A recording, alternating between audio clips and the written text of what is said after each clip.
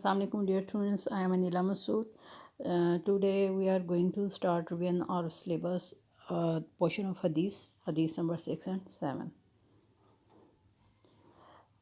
सबसे पहले जो है वो इस हदीस का जो है वो लफ्ज़ी और बामुहावरा तर्जुमा देख लेते हैं। मन जो या जिस अहब्बा मोहब्बत की लिल्लाह अल्लाह के लिए, व अबग़द बुग़्ज़ रखा लिल्लाह अल्लाह के लिए, व अता और दिया लिल्लाह अल्लाह के लिए, व और मना किया लिल्लाह अल्लाह के लिए। फ़क़त बस तहक़ीक़ इस्तकमल उसने मुकम्मल कर लिया अल ईमाना ईमान। बामुहावरा तर्जुमा कुछ यूँ है कि जिसने अल्लाह के लिए मोहब्बत की, अल्लाह के लिए बुग़्ज़ रखा, अल्लाह के लिए अता किया और अल्लाह के लिए रोका तो उसने ईमान मुकम्मल कर लिया। अब इस हदीस में अगर हम देखते हैं तकमील ईमान के 4 असूल जो है वो बयान किए गए हैं कि मतलब इंसान किसी से मोहब्बत करे तो अल्लाह के लिए, किसी से बुग़्ज़ रखे तो अल्लाह के लिए, किसी को कुछ अता करे तो अल्लाह के लिए, किसी को कुछ देने से हाथ रोके तो सिर्फ़ अल्लाह के लिए।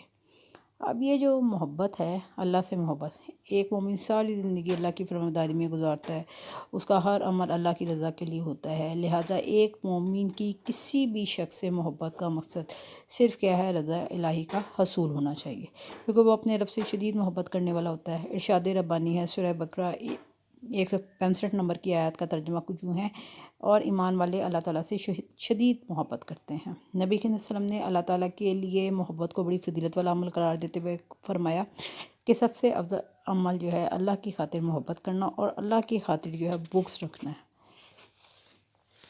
अब ये जो बुग़्ज़ है ये क्या है, क्या चीज़ है? अब नौज़ुबिल्लाह अल्लाह से तो बुग़्ज़ नहीं रखा जा सकता। मतलब इससे मुराद ये है कि किसी काफिर से, मुशरिक से, इनसे बुग़्ज़ रखना। जिस तरह एक मोमिन किसी से मोहब्बत अल्लाह की रज़ा के लिए करता है, इसी तरह एक मोमिन की ये शान होनी चाहिए कि अगर वो किसी से बुग़्ज़ रखे, दुश्मनी रखे तो वो भी सिर्फ़ अल्लाह की रज़ा की खातिर, कि अपने ज़ाती मकासद के लिए किसी दुश्मन से दुश्मनी रखना एक मोमिन की शान के ख़िलाफ़ है।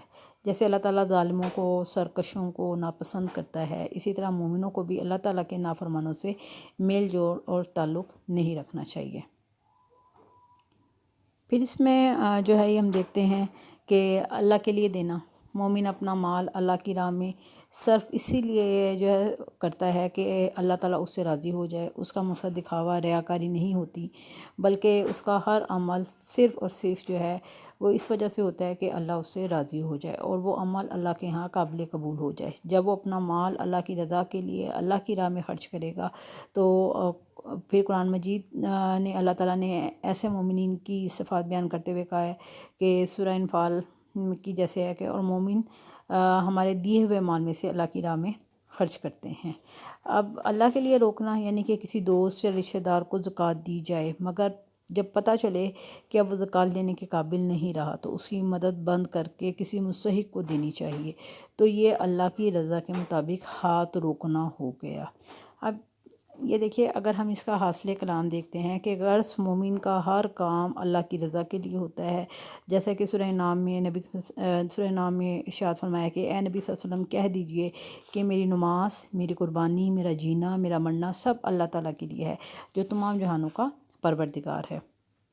तो इसका हासिल कलाम यही है कि एक मोमिन की ज़िंदगी का मकसद या एक मुसलमान की ज़िंदगी का मकसद क्या है, सिर्फ़ और सिर्फ जो है वो रज़ा इलाही का हसूल है कि अल्लाह ताला को खुश करना, अल्लाह ताला को राज़ी करना और अल्लाह ताला के अहकामात का ख़ुद को पाबंद कर लेना।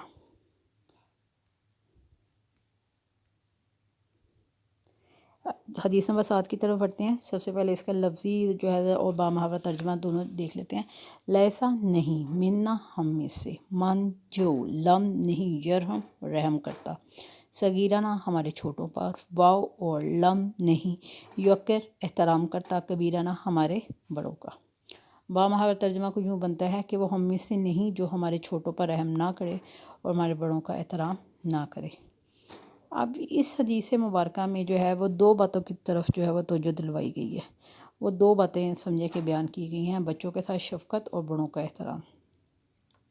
حدیث مبارکہ کے پہلے حصے میں نبی صلی اللہ علیہ وسلم نے بچوں کے ساتھ شفقت سے پیش آنے کا حکم دیا، کیونکہ بچے نادان اور کمزور ہوتے ہیں، اسی لیے جب وہ سیکھنے کے عمل سے گزرتے ہیں تو ان سے غلطیاں بھی سرزد ہوتی ہیں، لہذا ضروری ہے کہ ان کی اخلاقی اور روحانی تربیت کرتے وقت جو ہے وہ شفیقانہ انداز میں ان کی اصلاح کی جائے۔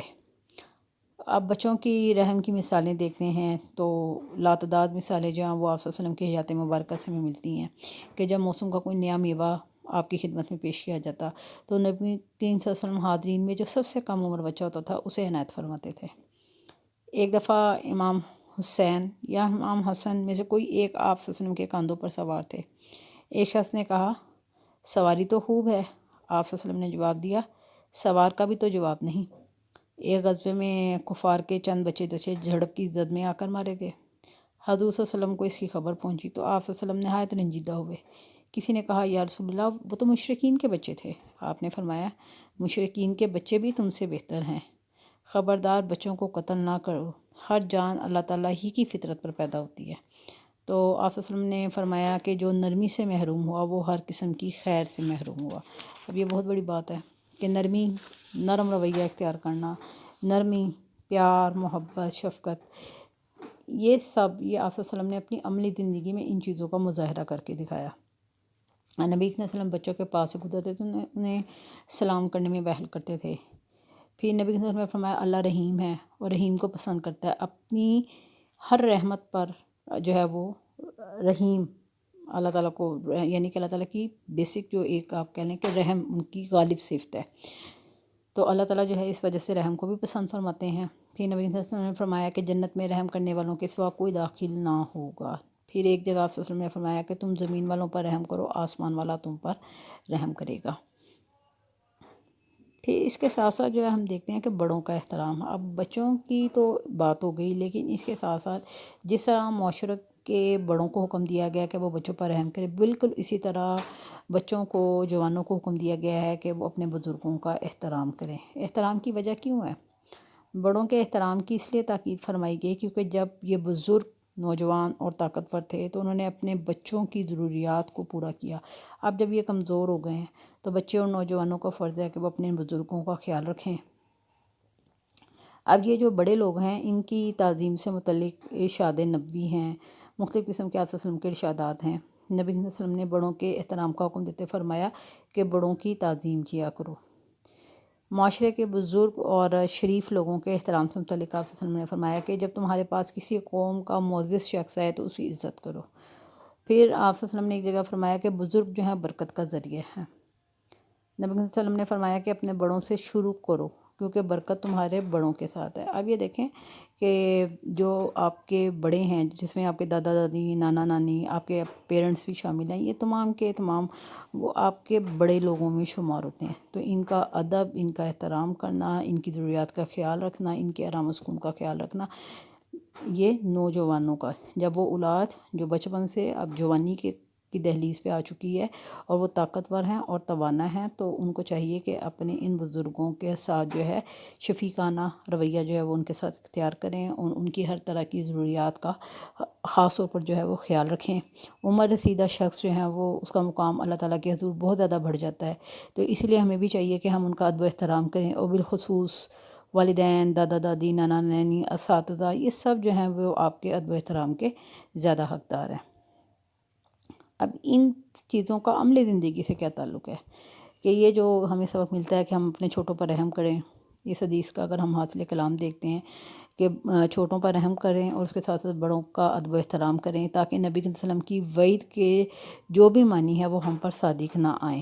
تو اگر ہم دنیا اور آخرت میں، پھر وہی بات آ جاتی ہے، اگر دنیا اور آخرت میں کامیابی چاہتے ہیں تو ہمیں اپنے اللہ اور اس کے بتائے ہوئے رسول کے احکامات پر جو ہے وہ عمل کرنا ہے، اور ان احکامات پر ہی ہماری جو ہے وہ نجات کا دار و مدار ہے۔